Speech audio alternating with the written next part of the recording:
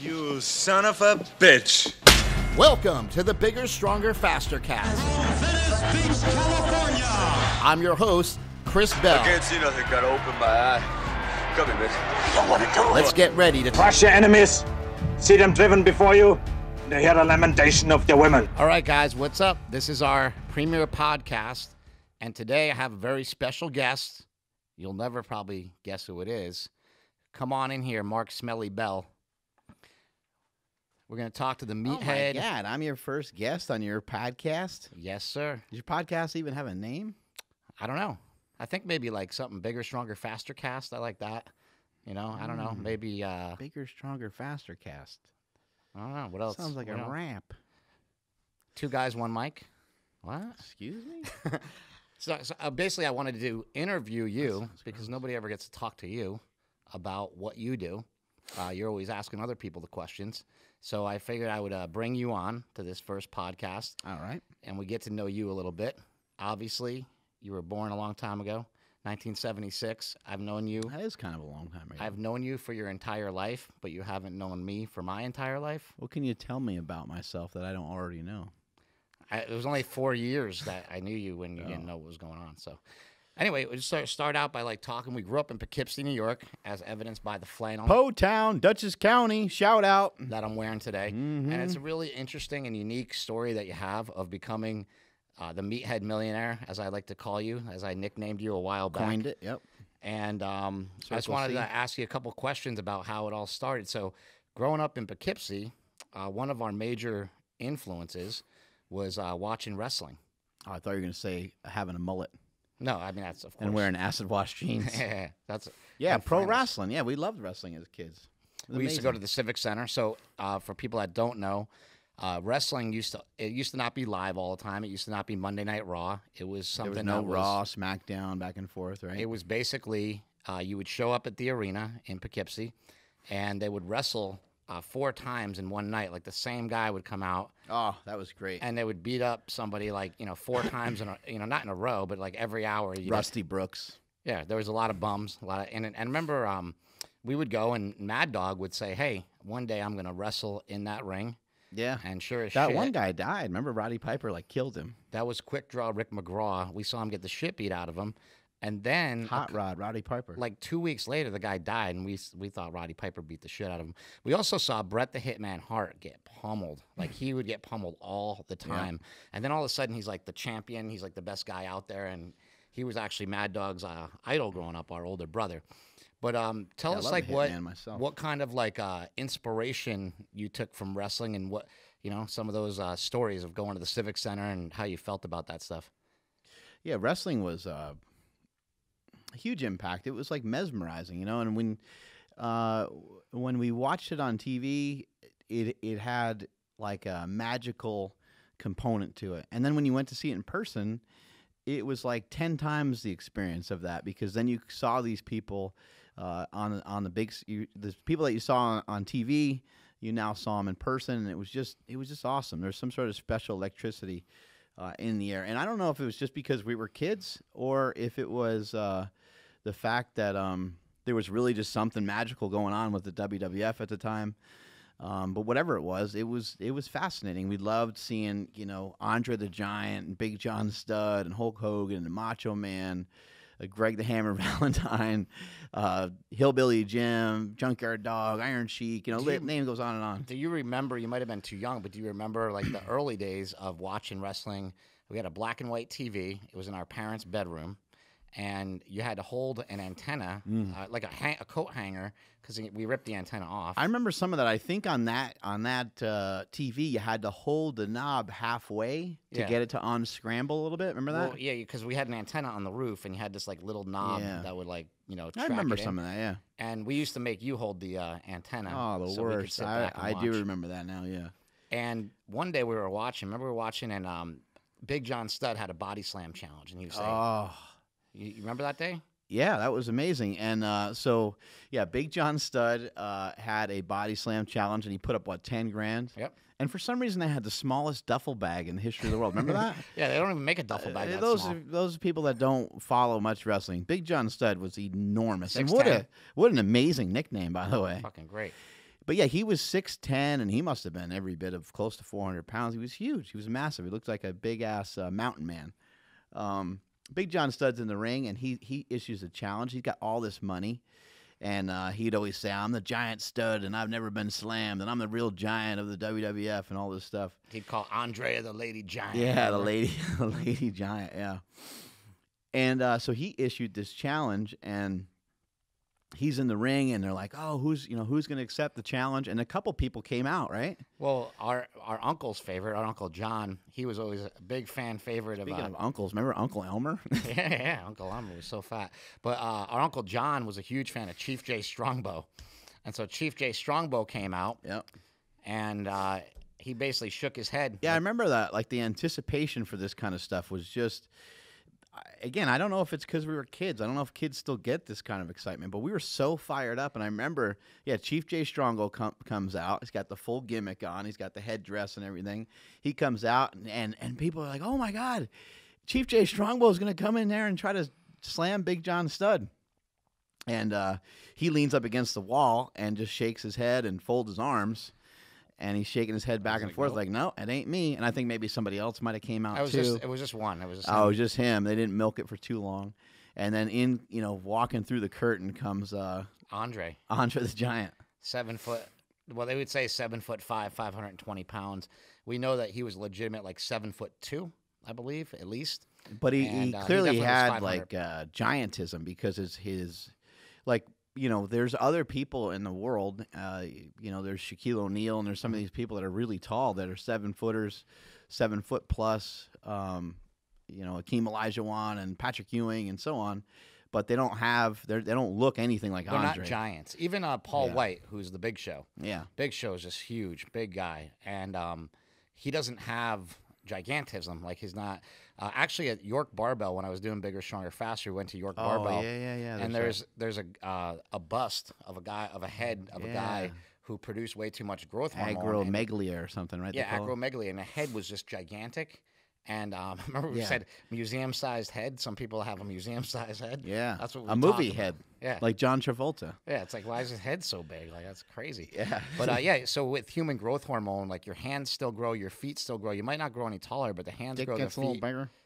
I don't know about that. The feet grow. How big do you think Andre the Giant's dick was? Hopefully it matched his hands a little bit. Yeah, I know. Because he had huge ass hands. Also, our Uncle Peter had met Andre the Giant. One day he was driving down the street, and he saw a car. Everyone has an Andre the Giant story. Anybody that's ever met him, like, he had a huge impact. He had a van. He saw a van pulled over, and our grandfather always just say, "Hey, stop and help people." He was a mechanic. He pulled over, and it was ended up being Andre the Giant. What a hunk of shit car he's driving around. Wow, how come Andre the Giant couldn't get a better car? I could picture a chauffeur, Andre a car the service, a Giant limo, in anything. in a big van, though, or whatever, back in the day. But yeah, like, everybody had an Andre the Giant story. Andre the Giant came out to try to slam John Studd, and John Studd smashed him in the back, and the money went flying. He didn't slam him until, like, WrestleMania. Yeah, he cheated. But back then, I think that had a big inspiration to us, because when you were about 12 years old, we were going to wrestling all the time. And when it was exciting, and it was entertainment, and so it took us just out of it led us to imagine stuff, And when you were 12, I had a knee surgery, my first knee surgery. I've had arthritis forever. I've been grizzled forever, for those that don't know. I thought this podcast was about me. It is. Oh, we're asking about you. We're getting there. Getting way off course talking about your kneecaps here. No, but I'm saying, after that surgery, I went to a chiropractor, and he taught me how to do squats. He said, you need to squat, you need to lift weights. Dr. Tom Starace. And we got you into it. So I just wanted to know, when we got you into it, how you felt about it, and how it progressed to where it's gotten. I don't really remember some of the feelings back then in terms of, like, how I felt lifting wise, but I do remember trying some of the power lifts, and I didn't really like them, especially the squat, just trying to hold that weight on your back. I wanted to use the what we called the pussy pad. Yeah. I wanted to use that pad, and I wanted to, not have it be uncomfortable on my back. But I remember at least liking the bench a little bit, and liking just the work. I like the work of it. I remember just doing, like, curls and stuff, and I was like, oh, this feel like something felt good about it from the beginning. It wasn't like I fell in love with it, right away or anything, but something felt good enough for me to continue. And there were a couple of days where you did fall, a couple of instances where you did fall in love with it. We had an instance with our cousin where our cousin was there and he was lifting with you. And he's my age, Yeah. so he was like, hey, how much you think Mark can do? And I'm like, he can do a lot. He can probably bench more than you. He was like, no way, I can do like 230 or something. And I think that day you did 240 at like 14 years old or something like that. And he was just blown I can't away. really exactly remember how old I was, but I do remember that it was like we kept putting on small amounts of weight. We started at like 185. And I did that once, and I did it pretty easy. And you were like, okay, try 195. And increments of 10, we just kept going up until we got to around 240 pounds. And, yeah, Stephen Bell, he was like, I mean, I remember that day because he was like, I don't know what that means or what that is, but, like, that's probably going to mean something. Yeah, he I'm definitely like, he was like, "There's no way." Like, I had never seen a kid do that. And then you started competing in powerlifting like shortly after that, right? Yeah, we went to the atrium in Pauling. I think that's the Yeah, area, right? Pauling, New York. And Chip, I don't remember his last name. McElroy. Yeah, Chip. He Giant was traps. he was your coach mainly, and then he started coaching me as well once I started going there. And yeah, he got us involved in some powerlifting meets. We were in the ADFPA, and we went to meets that he held at his gym, and we went to other competitions. And it was funny because we're in the American Drug Free Powerlifting Association, and even though we didn't fully know exactly who was doing what or whatever, we had a good idea that most of them were using stuff. I don't know why, but I think maybe just because of Mad Dog and stuff, and like because we had an older brother that was around, maybe he was like, hey, these guys are full of shit, they're on shit, but like we already knew about steroids. Also, I think we were very advanced when I was 16 years old and started powerlifting. I would read every magazine I could get my hands on. I was reading articles from that might have been part of it too, huh? from Louis Simmons when I was a kid. Yeah. I can clearly remember. Westside. Yeah, Powerlifting USA, and reading about Louis Simmons and reading all his articles. I'd always go and find his articles. I'd also find I love Louis Simmons. Dan Duchesne, Charles Poliquin, those kind of guys back then. When we were coming up, they were all kind of All just that coming shit's great. into play, and now we end up being friends with those people, which is like really weird. Yeah. What inspirations did you draw from Mad Dog? Mad Dog was awesome at football. Mm-hmm. He was a wrestler. Yeah. I don't know exactly. I think he was just our older brother, and so like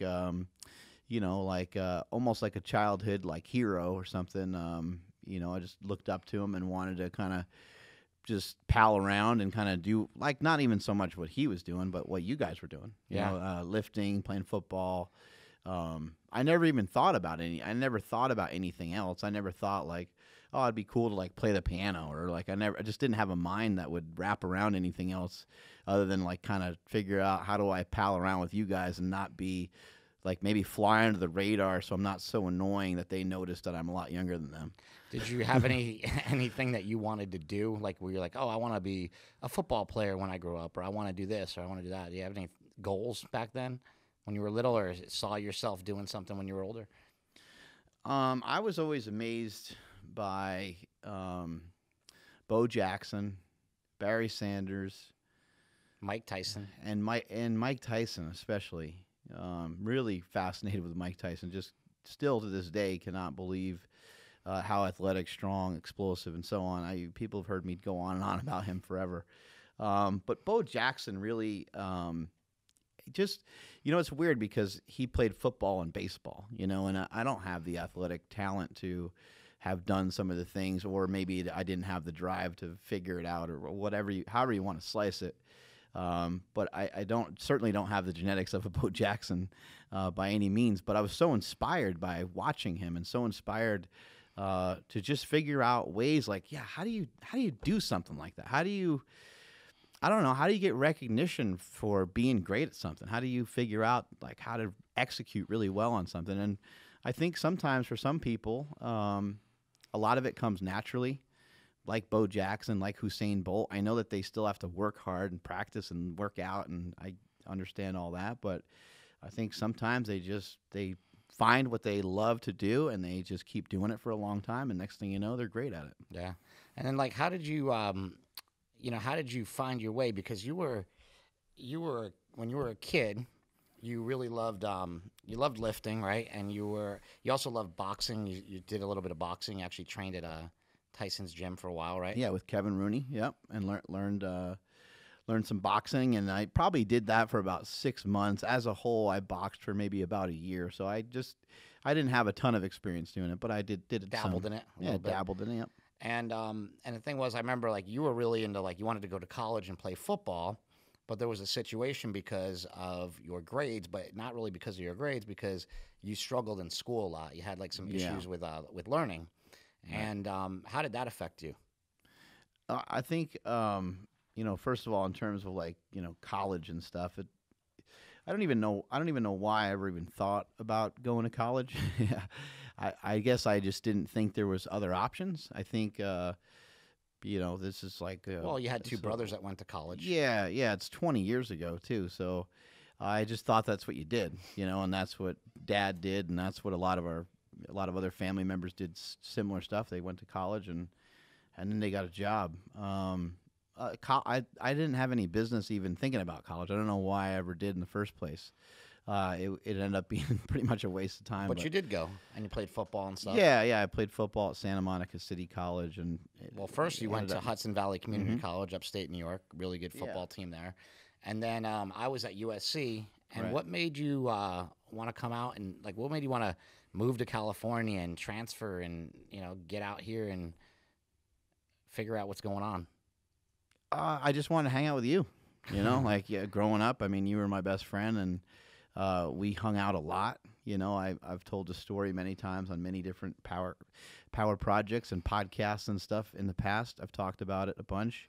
How we used to go to parties together and go to the mall together and just do, we went to like thousands of movies probably over the years.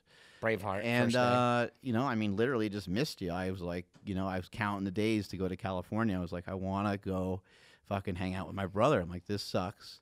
I never really hung out with Mike because he was too much a pain in the ass, and he was... Well, he was a lot older. He was a lot older, 6 years and older, he just, he just had other shit going on. So I didn't want to hang out with him or deal with some of the stuff surrounding him most of the time. And so, I wanted to hang out with you, and I wanted to see what California was about. And I counted the days down, and the last about 21 days or so that I was in New York, it rained every single day. And I was like, I don't think I'm going to fucking come back. And then so once I got to L.A., and it was like one day it was it was just like wet on the ground, but it wasn't raining. And I was like, did it rain last night? You're like, I don't think so. I think it's just like dew or something. It doesn't, it never rains here. You're like, I've been out here for like 3 years and it hasn't rained one time. And I was like, where the fuck are we? This is amazing. Yeah. And that was sort of like that. I remember a lot of people think this is funny. Back then, you probably weighed about, 200 pounds, right? And I worked at something like that. After I graduated from school, I was working at a bar called Sharky's, which is kind of famous in Southern California. Sharky's in Hermosa Beach. And I was trying to get you a job there in the beginning. And I remember when I was trying to get you a job, the owner was like, well, he's not really big enough. And I was the guy. Back then, I was putting up some big weights, and I was like a lot, thicker and stuff like that.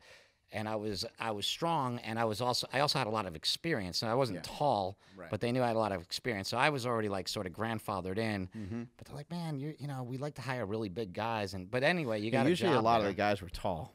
But like we had Big Mike that worked with us. He was fucking 6'9". 6'9". And guess who else worked with us? Well, you remember. Yeah, this guy right here, JC. And Cena worked with us, and he'd stand at the front door and flex his abs for the girls, and they would just go crazy and stuff. They were like, what? It was hilarious. I don't think anybody had any idea he was that jacked because we wore those Hawaiian shirts. Yeah, and he was just always funny. I remember, that's my memories of John, is just being like a comedian. He was always messing around. And he went to Zeppi's Pizza, which is right next to Sharky's, and he went there one night, and they said they had some sort of thing up on the wall, and he was like, what's the thing up on the wall? Like, how do you get your name up on the wall? And they were like, well, if you finish a whole pizza, you get a free pizza next time, or it's free, huge. right? It's like this big. If you can eat a whole, it was a Sicilian pizza. Yeah, eat a whole big Sicilian rectangle. pizza, you get it for free, and you get the next one on us or something crazy like that. And so he went in there, and he just hammered it and just crushed it. And then the next time he went in, he did it again. And then the owner was like, "Hey, you know what? Like we, If you want a couple slices, yeah, you want a couple slices for free. You don't have to smash the whole thing. I get it." Yeah. And then when we were working at Sharky's one day, I remember like pretty vividly. I was standing at the back door because we would always switch on and off, like who's working where or whatever. Mm-hmm. And you came up to me and told me that this lady was kept like, "Hey, now." He's like, "This lady keeps talking to me, and she won't like. She just keeps coming up to me." And I'm like, "What lady? I don't see a lady like that blonde lady over there." I'm like, "That's not a lady. That's like she's probably like your age." I'm just trying to say, hey, this chick doesn't know that I'm gay. Yeah, Get her yeah, away yeah. from me. Yeah, and you're like, yeah. So she was like all dressed up and stuff. So she just came from work, and that happened to be, Big Sexy, the wifey. yeah. Andy. Yep. So tell us a little bit about that. Like, what's that Yeah, journey? you know, I don't know. I don't know how these things happen, but we literally kind of bumped into each other. I think she like kind of on purpose bumped into me. That's my story anyway. And we just started talking, and kind of turns out that she lived close to us, which was kind of rare in Los Angeles. When we would meet people, a lot of times they would live 20 minutes away, 30 minutes away, which can sometimes be crazy in Los Angeles because Yeah. it could really be like an hour drive or something. And Andy ended up just living in Venice, and we lived in Santa Monica, and so it ended up working out really well. We got along right away, and pretty much from that day forward, with some exception to some travel and stuff, we've been together every day. We've at least talked on the phone every day since that point, and yeah, I mean, it's being married and everything is different. How long has that been? It's like 1,000 years. It's got to be at least 1,000 years. Is it like 17 years? It feels terrible. Whatever the number is, it doesn't feel good. Yeah. I think 2000. We got married in 2000. Try to keep it simple so we can Yeah, and do the then math very easily. And then also, you were trying to be a professional wrestler. So Mad Dog had done some wrestling in New York. He'd learned from Dr. D. David Schultz. Yep. He went to wrestling school every day. When you came out here, we found UPW and Rick Bassman, and we went to his school. Yeah, in Orange County. Yeah. And I was producing the shows, and you were wrestling, right? And Yep. tell us a little bit about that stuff. Yeah, just dabbled in some pro wrestling for a few years. I wanted to try to give it my best shot and do it for a few years and just kind of see what it would turn into and see what would happen with it, because I played football, and the football career just kind of ran out at some point. I just wasn't good enough to try to be a professional football player or anything like that, and so lifting was always a consistent thing. It was always there, and when I was approached about trying out some wrestling, I was like, sure, fuck it, I'll give it a shot. Stone Cold was really big at the time, and I was wearing a Stone Cold shirt at Gold's Gym, and a guy named John Holliday approached me, and I started wrestling from there, and then advanced to go into Rick's place and some other Well, things. we found UPW, if you remember, Andrew Bernarski, who played Yeah. Latimer in the program, the big steroid guy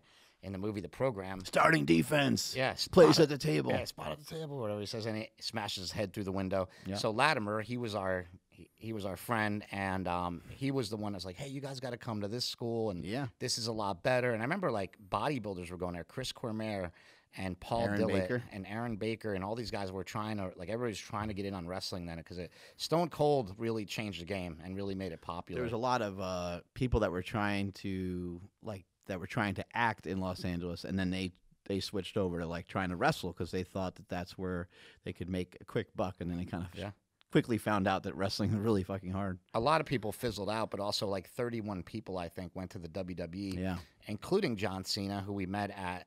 Remember we met John Cena?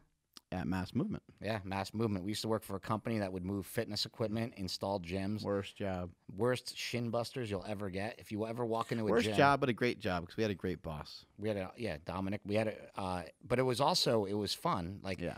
it was was shitty, fun. but it was fun. But like because we didn't really have to. It was work that fun. A hard. lot of the guys in the warehouse worked out, and that's all we ever pretty much talked about. And yeah, there was a lot of heavy lifting to do, like literally a lot of heavy lifting to do. But yeah, it was still fun. We still Got dicked around smashed all the up a time. lot. And then we also it was so weird because we worked at Sharky's with Cena, and we worked at Mass Movement with Cena. And then after I left Mass Movement, I worked at Gold's Gym with Cena. Mm-hmm. So it was like really a strange set of circumstances. Everyone back just trying to find their way, and that's all part of it. Me going to college and me wrestling and me trying to do this and do that. It's just all just trying figure out where you fit.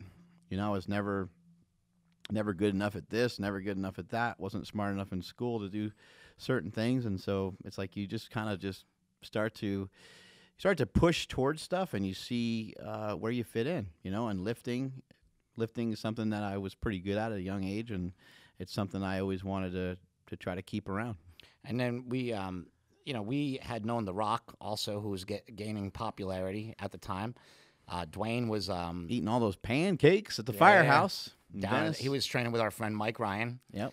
And Mike Ryan. he became, he was really nice to us all the time. And I remember Dwayne had called good old JR, Jim Ross, and said, hey, you got to take a look at my friend Mark and whatever, and like put you over to the guys. And you went out to Ohio, right? Yeah, I went to Ohio Valley Wrestling and wrestled there for a little while, and then also wrestled with our brother. He came on the scene there as well, and then he and I got an But you didn't opportunity have a contract, right? You just went there on like pure will. You went there like yeah. I'm just gonna move out and do this, and that was important. Yeah, so I mean, we lived in Davis, where we live now. We were renting a house there, and some opportunities started to kick up, and some things started to kick around, and I was already in talks a little bit with Louis Simmons of Westside Barbell, just like trying to learn more. I was obsessed with it. I was obsessed with training. And so tell people what your crazy ass did in Columbus.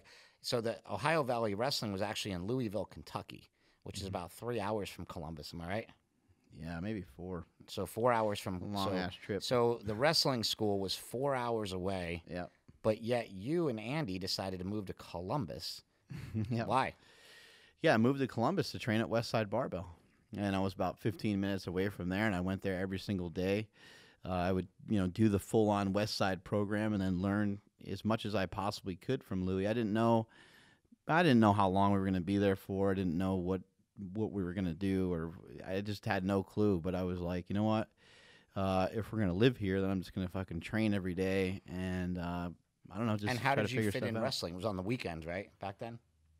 Yeah, Ohio Valley Wrestling, I trained there on the weekends, but there was also a school in Cincinnati, and I wanted to go to that school as well. They were both WWE development territories, but as I was moving, I was already in the process of moving, they shut down. So then I had to do a 4-hour drive to Louisville on the weekend. So yeah, but that says something. Or maybe it about was 3 you. hours. I don't know. That's dedication. That's something that a lot of people just wouldn't do. When we were in California, we were working with UPW.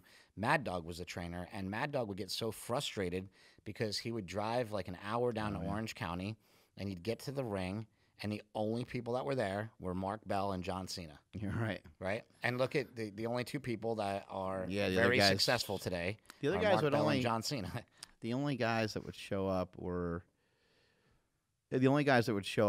usually the only reason why they would show up in the first place is when there was cameras there, because there was like Discovery Channel came Well, in and did every documentary. time I say, hey, we're filming something, Yeah. they'd come in. Yeah, Discovery Channel, Tom Beers, he was the guy that did that documentary about wrestling school, and Right. everybody wanted to stick their face in that, Yeah. All of a sudden, out of nowhere, there was, instead of just being 2 people, there was like 55 people there. That happened somewhere else, Super Training Gym. whenever something's going on, people are like, hey. Sometimes, yeah. When you were out in Columbus, one of the most important things in your life happened to you. You had a kid. Can you tell us about that? Yep. I don't know how that happened, but Well, apparently I was involved in that process somehow. So while Andy and I lived there, lived in Columbus, we were there for about 1.5 years, and it kind of just so happened that things worked out that way. Yeah, we had Jake in Columbus, and Jake is now, he just turned 14, and he always references Columbus, and whenever somebody says it's cold or this or that, he's like, I'm not cold. He's like, I'm from Ohio. He says it all the time. But he was like a baby still. Like he was like less than one when he moved, right? Yeah, we moved back to California, and he was about. How did about a year that old. change your life? Was that why you quit wrestling, or was that like what happened? You say in Bigger, Stronger, Faster, all I need is a house, a wife, my kid, and I'm set. What was the issue? Yeah, I would just I wanted to try to put about 5 years into pro wrestling, and it was at the 5-year mark, and I I wasn't really getting any. I wasn't really progressing at that point, and it kind of just looked like the competition level was just getting harder, and it almost seemed like I was getting worse because I wasn't. Once we had Jake, then I couldn't go to as many practices and stuff. It just got to be hard, and it got to be a strain on our relationship a little bit too. So then we're like, okay, well, let's double down. Let's not quit yet. Let's move to Louisville. So we moved to Louisville. And that just wasn't working out great either. Andy's a California girl through and through, and she didn't like the rain. She likes the sunshine. Sure. So, it's when you're in a relationship, there has to always be some compromise, and it worked out for the better. I just, like I said, I wanted to do 5 years of wrestling and kind of see where it took me. It didn't take me much of anywhere, so I was like, you know what? Peace out. I'm gonna move on. I'm gonna try some new shit. Yeah, that was a weird time. For me, because I was kind of perplexed. I invested a lot into helping you with wrestling. Like I invested a lot into running all the shows for UPW, Right. doing all the backstage stuff, just expecting that like one day you were going to be on TV. But more than like getting anything out of it for me, my main concern was what are you going to do? Like, if you don't, you had a 2-year college degree, you never had any, like, vision of, like, really what you wanted to do. And I'm like, what are you going to do? And you're like, I'm going to power lift. I'm like, there's no money in that. And you're just like, we'll figure it out kind of thing. Like, Andy was working, right? Like, tell us a bit about that, because that's kind of crazy. There's a lot of stuff tied up in all that. I mean, I guess one thing I realized through this whole process was the truth was I liked wrestling, but I didn't love wrestling. And I didn't like working out. It wasn't something I just enjoyed. It's something I truly love. And it's something I loved pretty much from day one. And so I started to gravitate towards that more. It's almost like, I guess, being a power lifter. In some ways, a true power lifter is a little bit like being like an artist, where somebody just does, they don't care about anything else.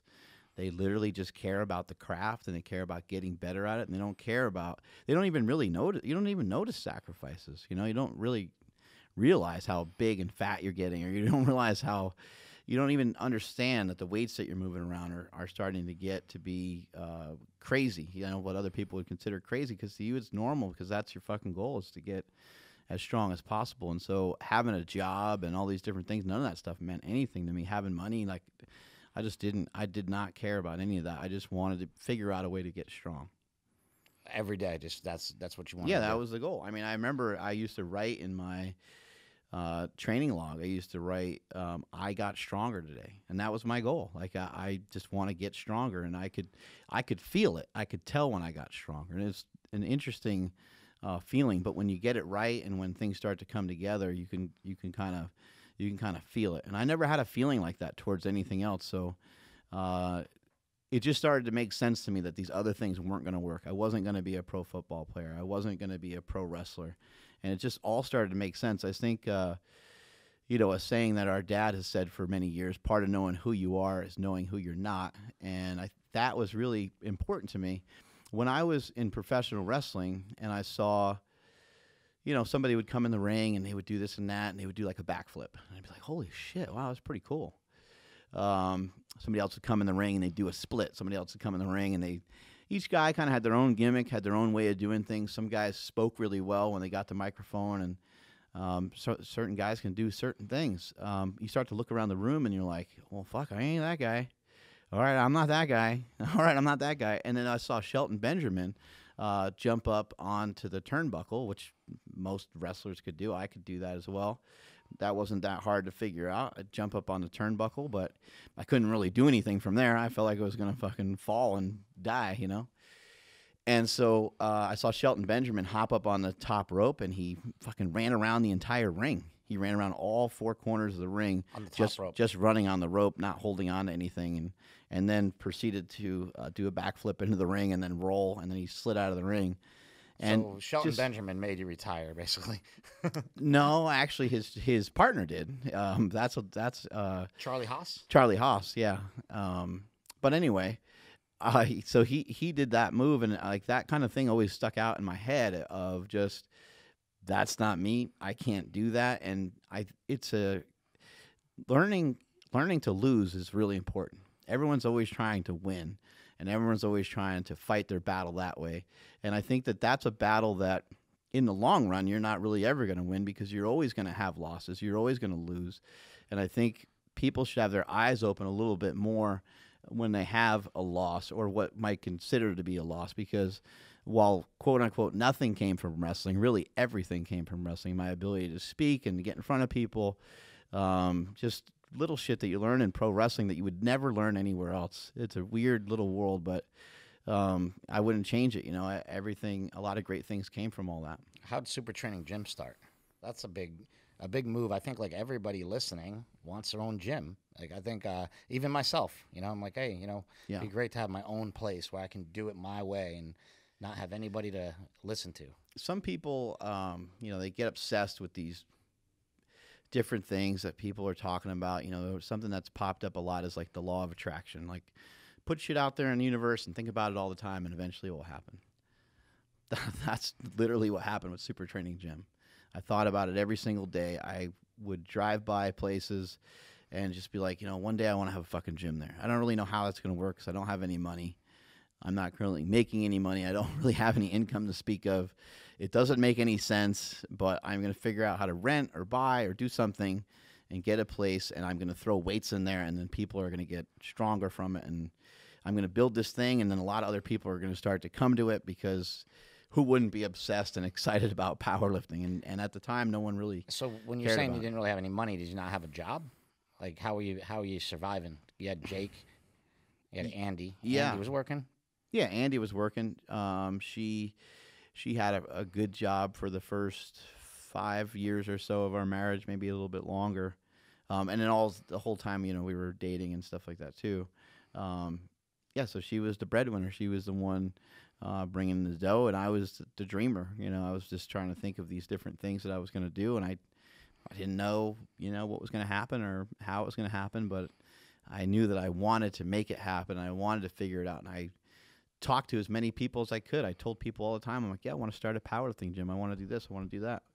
And I was talking one day to John Schmedding, who I don't know where he lives anymore, but he used to live here in Sacramento.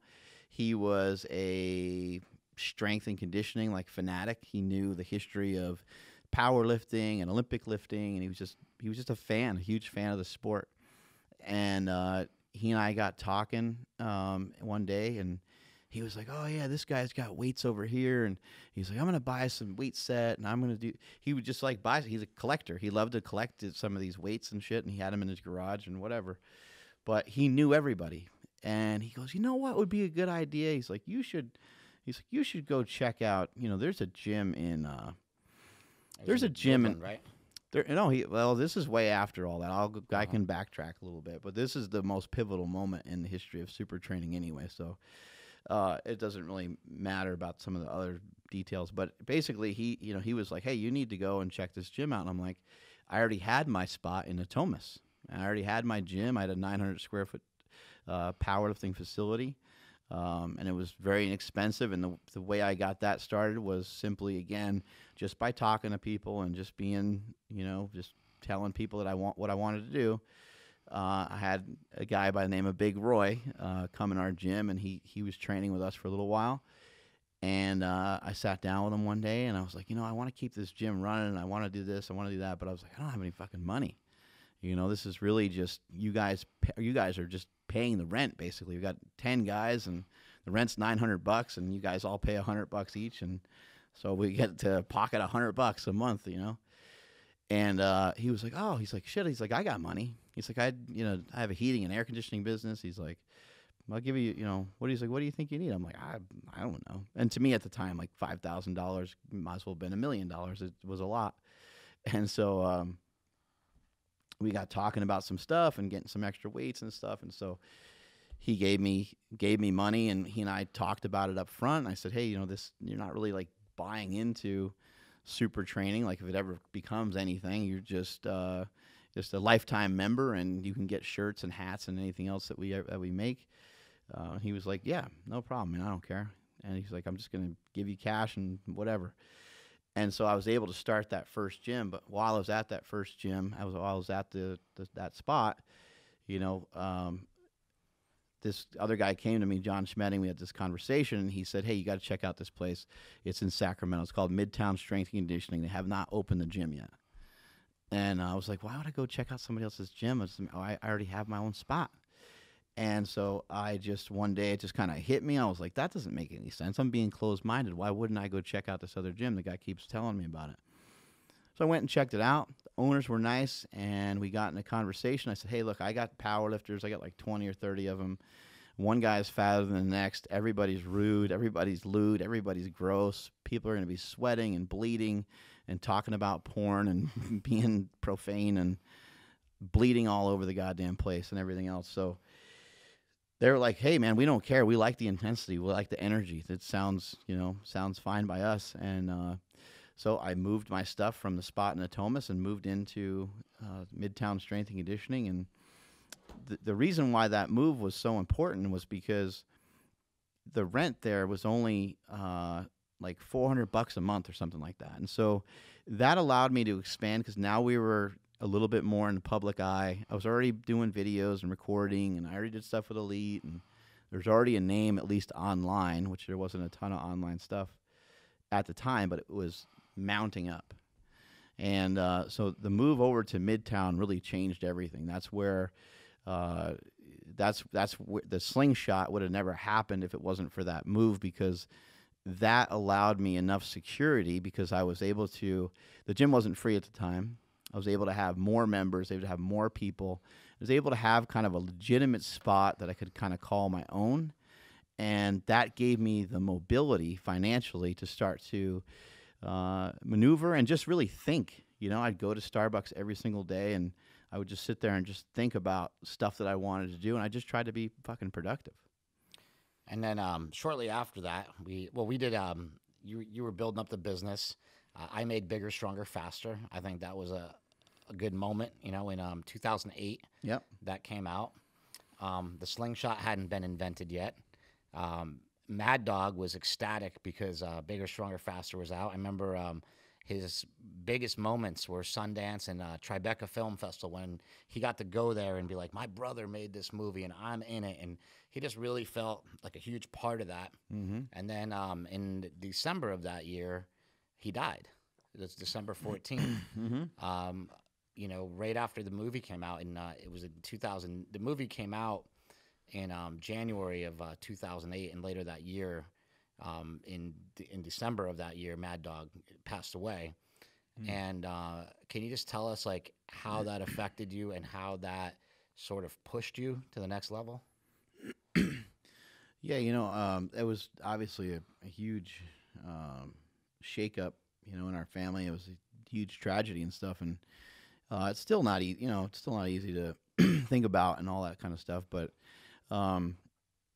what I always think of now is like that Mike. You know, he would say often that he didn't want to be here. You know, and he just I don't think he's just cut out. He was cut out to live the amount of time that he lived, and that's that. And so I can feel at least comfortable with that. You know, having him here would be selfish. He was just kind of a tormented soul. I don't know why, but he just, for whatever reason, things didn't click well for him. But yeah, when he passed on, I mean, it just kind of just gave me the lesson that we learn often when friends die or when siblings die or family members die, is that life's short and you got to get your shit together. And I saw him fall apart at every single spot that you can fall apart in. I saw him make a lot of excuses and blame other people for stuff. Some of that was the drugs. Some of that was him being bipolar. Some of that was just him. Yeah. Just not doing the things that he's supposed to do. And so seeing that every day gave me a game plan and gave me a playbook to always go back and reference of all the shit not to do. Like, here's the shit that you don't want to do. If you're going to say that you want to be successful and you want to actually strive towards that and be that way, don't do the shit that he's doing, because that won't get you there. And then, you know, you talk about this dream you had. Can you describe that? You had this dream. Yeah. Well, first of all, you've you've gotten hurt a million times powerlifting. Yeah. You fell with 1,000 pounds on your back. You've tore your pec. What, 3 times? I think. Well, more than that probably. Right? Yeah. Well, yeah. Probably at this time, I think it's probably like 5 or 6 times I've strained it at the very least. Yeah. I had an idea for this slingshot product for a long time. Where'd that come from? Like, what was that? Just from getting hurt. From getting fucked up in the gym, and then I wanted to, and being somebody that was a competitive power lifter in powerlifting gear, Throwing on shirts all the time and everything. yeah, wearing bench shirts and stuff like that. It made me think, like, this is a great product. These bench shirts are fucking awesome, but you look like you're in a straight jacket. It takes 3 guys to get it on. Yeah, it Their takes a lot fingers are of bleeding. people to get it on. It hurts them. It hurts you. It's gross, and it just wasn't a great scenario that you'd ever be able to really figure out how to monetize or not even just monetize, but you wouldn't be able to figure out how to turn it into to scale it and to have it turn into something larger. I don't know why my phone still makes fucking noise. I shut every fucking thing off on this goddamn phone. There needs to be one button for that. Is it this on the side? Is that thing on? Oh, I don't know. I don't even know what that is. down No, and but I you're- can't turn everything off because I sometimes need my alarm. Hey, now. Fucking piece of shit. This guy. It's confusing. You need to invent a new phone now. Son of a bitch. I don't think I can do any sort of technology. So you had a dream though about that Mad Dog was in your dream or some Jesus fucking Christ. Yeah. So I mean, the dream is like just something that kind of kicked everything in a little bit more. But yeah, the idea was in my head for several years, and you have a lot of ideas about movies and about different things, and people tell you it's a bad idea or they don't call you back about it. Then you go to the next person, and then you go to the next person, and then you're like, maybe the idea is not that good. Yeah, maybe it is bad. They're right. They're all right. Maybe that idea is shit. And so I started thinking that way, and I didn't actively pursue it any further for a little while. But what changed? And then I even had, like some people trying to say that they created something similar and just all this weird shit. But yeah, just when Mike passed, a few weeks later, I had a dream, and he was in the dream, and it kind of just seemed like I don't know, it didn't even seem like a dream. It seemed like I was visited by a fucking ghost. And I got a whisper in my ear, and it just said, think. And I don't know what the fuck that means, but it was really crazy. It freaked me out. I was like sweaty and felt sick, and just I woke up and I went and talked to Andy. I was crying because I don't know, it was just terrifying. I still don't really understand what happened or how it happened, but that kind of kicked me off into just saying, like, just thinking to myself, yeah, you know what? You do need to fucking think. You need to think, like, what's the next move? Life is short, and you have a wife, and you have 2 kids, and yeah, you have an 854-pound bench press and a 1,080 squat, but you ain't got nothing else, or whatever the hell lifts I had at that fucking time. And 1,000 pounds plus squat and things like that is not something that I can really. I'm gonna throw this phone in the fucking garbage. It's not really anything that you can't really do anything with it, It's a weird thing because in some ways, money is a little bit similar. I think the way that I view it is that you can give somebody money and it can help them in a lot of ways, but they're just going to fucking spend it and it's just going to be gone. It's not going to really amount to anything. The only thing you can really truly give people is knowledge and encouragement and things. If I sell somebody a slingshot, maybe they increase their bench by 10 pounds or 15 pounds. But it's not about that necessarily. It's not about that money transaction or them getting a product for the money that they gave me. It's more so about, well, maybe it helped that person in a different way. Maybe it helped that person have more fun in the gym, which led to them training longer, which led to them being healthier, which led to them hanging out with their children longer, which led to them just having a better, higher quality of life. And so, when I think about some of the things that have happened and how they've happened, it's all been kind of weird, but those are the things that I pride myself in, and those are the things that I want to focus in on more rather than just thinking about finances. Sure, and you did have some people help you, some friends help you get that started and everything. Like what? I guess we got to wrap it up pretty soon. But like, what advice would you have for like the young kids, or not even the young kids? For me, even I'm 45 years old and I'm not where I want to be yet. What advice do you have for the people that aren't where they want to be? People just give up too easy. People, they will just give up.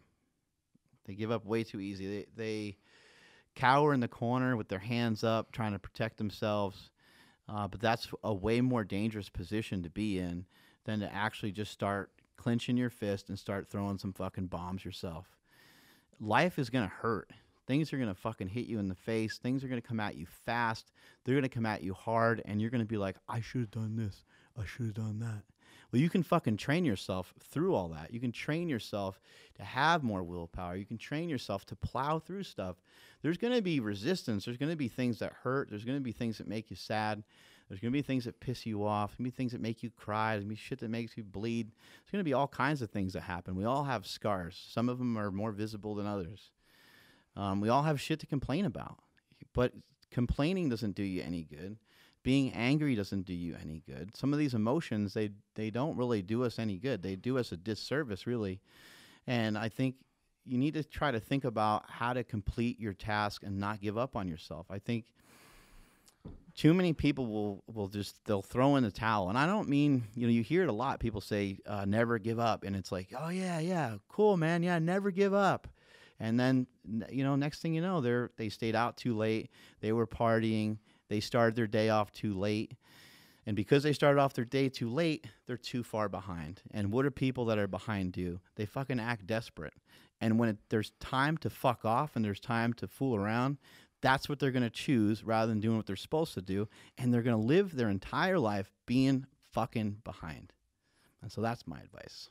All right, there's one last question. Don't be behind, motherfuckers. Get out in front. I got one last question because I make films, so we have to ask this question. I'm going to ask on every podcast. What is your favorite movie and why? And how has it inspired you, basically? Favorite movie of all time?